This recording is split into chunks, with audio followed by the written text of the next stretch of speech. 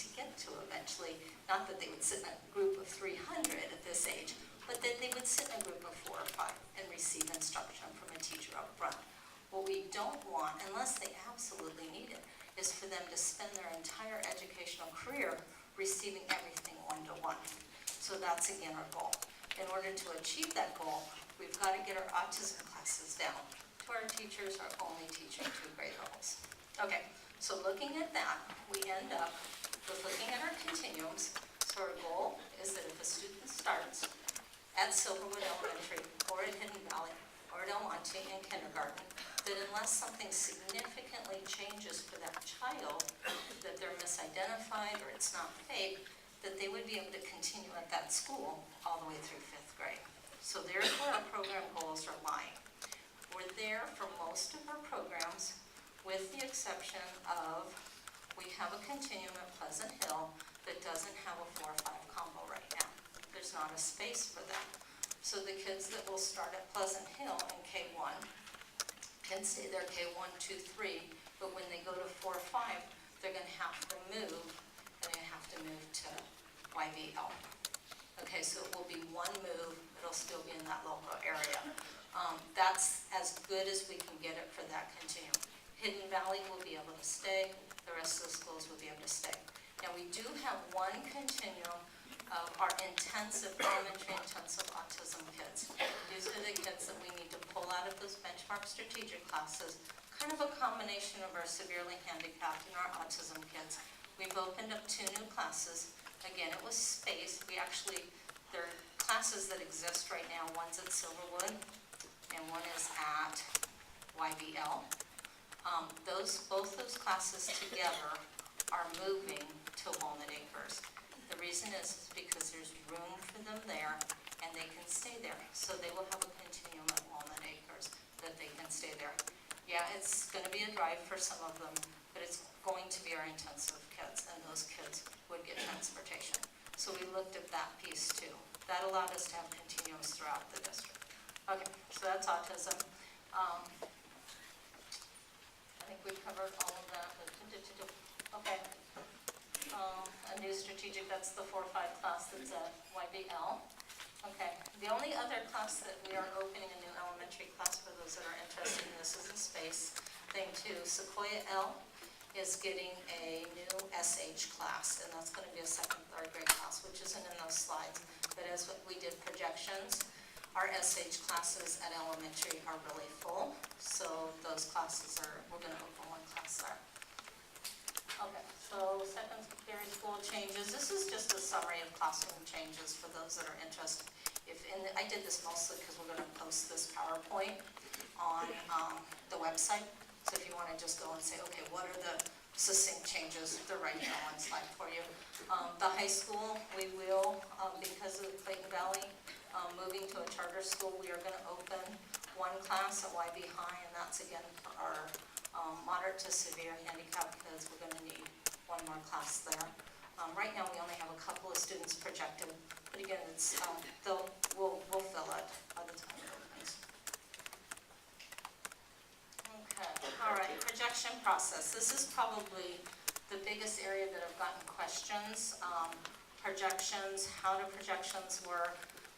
Can I ask for a specific teacher? Can I ask for a specific school for my child?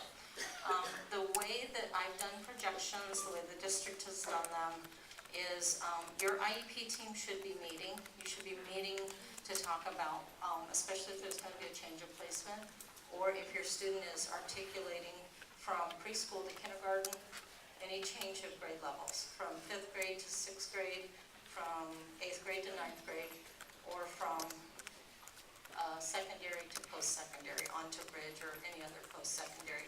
You should have some type of a transition meeting. That transition meeting should identify what type of placement your child needs in their next level of service.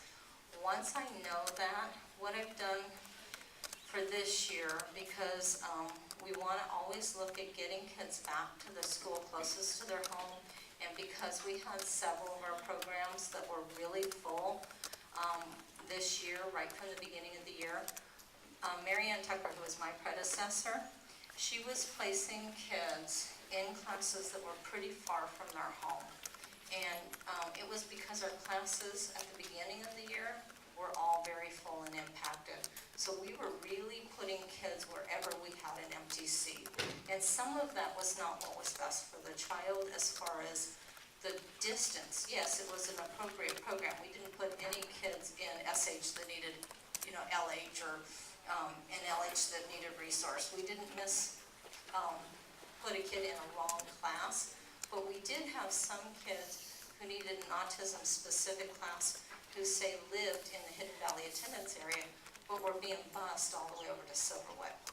So with projections this year, I worked with our manager under the autism, with the autism classes, and then with the SH classes, I worked with those principals, and we looked at trying to get as many of those students back as close to home as possible. Understanding that some of our 4th and 5th graders that had been at that school for a very long time, we didn't want to disrupt their lives. So when you get your projection letters, some of your students, we have projected them to a different program or placement because we want to get them closer to home. If you get your projection letter, and we really did this with kids that would have been changing schools anyway, for the most part. There are a couple of kids that we knew that we needed to get them closer to home. If you get your projection letters and you say, gosh, I really wanted my child to attend this school or that school, we may be able to work with that. Again, our classes are starting out very, very full. Our SH, we have a little bit of room in our SDC LH classes at elementary. We have a little bit of room in some of our middle and high school classes. But our SH and our autism classes are extremely full. So when I say if there's room, if a student moves out of the district or a space becomes available, we might be able to work with you on that. But at this point in time, all of the kids are projected to the classroom that's their appropriate level based on their IEP that's closest to their home, okay? With a few exceptions to that. The other exception that I made is high schoolers. If they're in 11th or 12th grade, I really tried not to mess with them. If they've been at that high school since 9th grade, they need to be able to finish high school where they're at. So tried not to make any mistakes. We have 4,500 students that we did projections for, and I wish I knew them all by name and face. It'd be a lot easier, but I don't. So I did the best I could with the data and software we have. But I guarantee there's going to be at least one mistake that's going to come out. So please, if you get a mistake, if you get a letter and your student's projected wrong, don't think that we're out to get you or we're out to mess with you. Please call me. Some of you have called me already and I've said, please wait till your projection letter comes out. That's because I don't have room to move your child into the class that you're requesting. But I may get a letter from another parent who says, I want my child. Does that make sense? Where we're going with that? Okay. All right.